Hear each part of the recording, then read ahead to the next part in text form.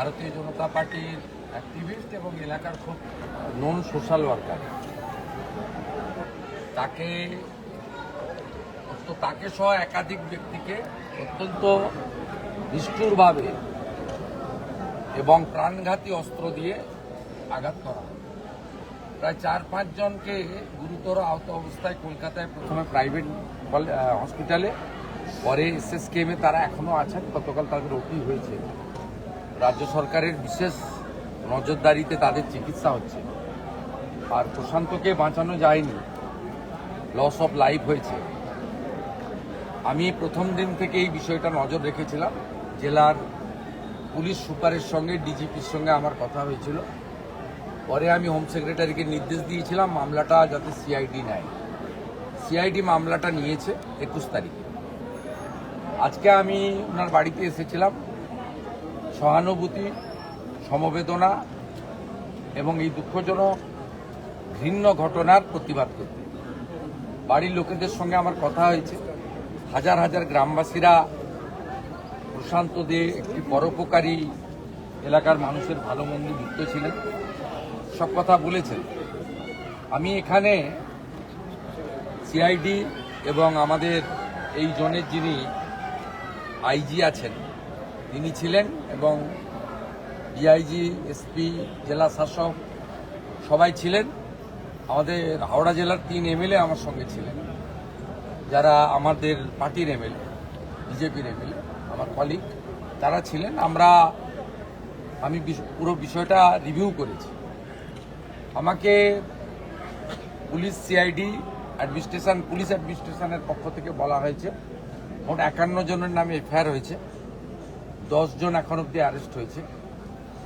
আমি তাদেরকে নির্দেশ দিয়েছি বাকি 41 জন যেখানেই থাকুক, পাতালের ভিতরে থাকলেও খুঁড়ে বের করে অ্যারেস্ট করতে হবে। দ্বিতীয়ত হচ্ছে জেলা শাসক মহোদয়কে ধন্যবাদ জানাই। প্রথমেই তিনি 4 লক্ষ টাকা ডিজাস্টার যে ফান্ড আছে জেলার, সেখান থেকে পরিবারকে দিয়েছিলেন। আবারও বলি, অর্থ দিয়ে মৃত্যুর ক্ষতিপূরণ হয় না, যে পরিবারের পাশে দাঁড়ানো কর্তব্য, যে কোনো সরকারের কর্তব্য। আজকে আমি সিএম রিলিফ ফান্ড থেকে আরও 5 লাখ টাকা দিলাম, এবং ওনার যে মেয়ে রয়েছে, বড় মেয়ে 22 বছর বয়স, তাকে আমরা একটি জব দিলাম আমাদের বিডিও অফিসে নিয়ম মেনে। কারণ সরকারি চাকরি, স্থায়ী চাকরি পরীক্ষা দিয়ে হয়। এখানে একটি কন্ট্রাকচুয়াল জব তার বাড়ির কাছে বিডিও অফিসে দেওয়া হয়েছে। নিশ্চয়ই আগামী দিনে তার ভবিষ্যৎ আমরা দেখব, আমাদের ক্ষমতার মধ্যে দেখব। এটা টেম্পোরারি তাদের পরিবারের পাশে দাঁড়ানো, যাতে পরিবারের মূল আর্নিং মেম্বার তিনি চলে যাওয়ার পরে পরিবারটি অনাথ না হয়ে যায়, এটাও আমাদের কর্তব্যের মধ্যে পড়ে। ওর বৃদ্ধ বাবা মাকে যাতে ওল্ড এজ পেনশন এবং অন্যান্য যে ওয়েলফেয়ার মেজার্স আছে, জেলা শাসক মহোদয়কে আমি বলেছি, তিনি এটা করে দেখবেন।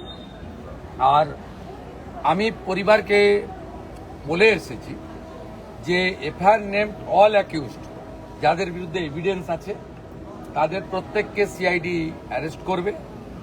CID also a part of the police, অর্থাৎ এটা পুলিশ মন্ত্রীর রেসপন্সিবিলিটি। এবং সাথে সাথে আমি এটাও বলেছি যে এসপি ছিলেন, আইজি ছিলেন, ডিআইজি ছিলেন, সিআইডির সিনিয়র আধিকারিকদের যে সিট টিম গঠন করা হয়েছে 10 মেম্বার, তাদের 3 জন ছিলেন। ক্লিয়ার মেসেজ এবং ডাইরেকশন, কাস্টডির মধ্যেই চার্জশিটেড করতে হবে এবং কাস্টডি ট্রায়াল যাতে শুরু করানো যায় সে ব্যবস্থাও করতে হবে।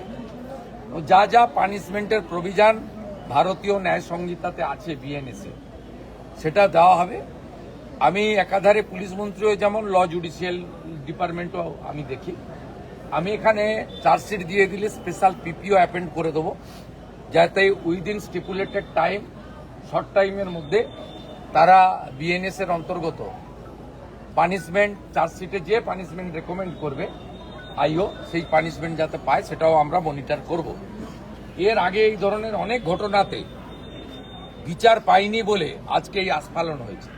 2021 সালে পোস্টপোল ভায়োলেন্সে এই এলাকায় প্রচুর এই ধরনের ভুরি ভুরি অভিযোগ আছে।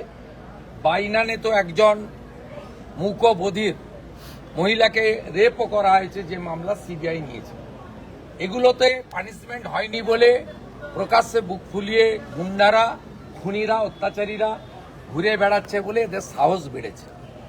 এর বাইরেও এদের প্রপার্টি সহ যা যা ইলিগাল কাজ আছে, আমি ডিএম ম্যাডামকে বলে গেছি, it's my direction, fact finding করে বলতে হবে যে যারা জমি কবজা করে রেখেছে কিনা, অবৈধ বিল্ডিং করে রেখেছে কিনা, সেখানেও লফুল অ্যাকশন নেব এবং একটা দৃষ্টান্তমূলক অ্যাকশন হবে, যাতে এই এলাকায় আগামী দিনে আইন হাতে তুলে নিয়ে এই ধরনের মানবাধিকার লঙ্ঘন করে কোনো অত্যাচার এবং কোনো নিষ্পাপ দেহ প্রাণ কেড়ে না নিতে পারে। এটা হচ্ছে আমাদের দায়িত্ব, কারণ শাসকের আইন উঠে গেছে এই রাজ্যে, এখন আইনের শাসন প্রতিষ্ঠা হয়েছে, এটা প্রতিষ্ঠা করার দায়িত্ব আমার। এর আগে পুলিশ মন্ত্রী, মুখ্যমন্ত্রী, আমার জানা নেই তারা ভিকটিমের বাড়িতে এসে কেস মনিটরিং করার কোনো ইতিহাস আপনাদের চোখেও পড়েনি। আমি বলতে পারি, যাদের ত্যাগের বিনিময়ে এই রাজ্যে রাষ্ট্রবাদী সরকার তৈরি হয়েছে, আমাকে মুখ্যমন্ত্রীর মতো গুরু দায়িত্ব আপনারা দিয়েছেন, আপনাদের ভরসার জায়গাটাকে সম্মানের সঙ্গে, আস্থার সঙ্গে রক্ষা করার দায়িত্ব আপনাদের মুখ্যমন্ত্রী। শুভেন্দুবাবু, আপনি প্রথম দিন থেকে বলে আসছেন যে জিরো টলারেন্স নীতি, এবং তামান্নার ক্ষেত্রেও দেখেছি যারা অভিযুক্ত তারা একের একে ধরা পড়ছে। সব ধরা পড়ে গেছে একজন ছাড়া। হ্যাঁ, পলিটিক্যাল কারণে ধরা হতো না, ভোট ব্যাংকের জন্য ধরা হতো না, ধর্ম সম্প্রদায় দেখে ধরা হতো না। এর গত বছর আপনারা মহরমের মিছিলে অস্ত্র দেখেছেন, এবছর গোটা রাজ্য অস্ত্র দেখেননি। আমি তো পুলিশকেও ধন্যবাদ দেব, যারা মহরম করেছে তাদেরও ধন্যবাদ দেব। এদেরকে লাইনে আনার দায়িত্বটা আমাদের।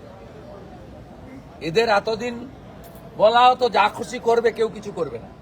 এখন পুলিশ বলছে সরকারের পক্ষ থেকে যা করবেন আইন মেনে করুন, তাই সবাই আইন মানছে।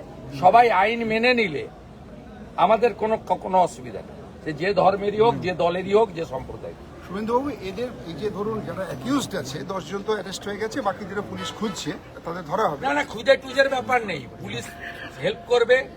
সিআইডি কে পরিষ্কার বলে গেছি, 41টাকেই ধরতে হবে। ফলতার পুষ্পাকে যদি এসটিএফ নেপালের বর্ডার থেকে তুলে আনতে পারে, এগুলো তো খুব ছোটখাটো বিষয়, সবকে তুলতে হবে। 51 বাকি সব হবে, আইনে সব আছে। আমি আইনের বাইরে কিচ্ছু করতে কাউকে বলবো না। আইনে যা যা আছে সেটা হতো না, সেটা হবে। সেটা হলেই পরবর্তীকালে এই ধরনের জঘন্য কাজ করার ক্ষেত্রে 5 বার ভাবতে হবে। Thank you.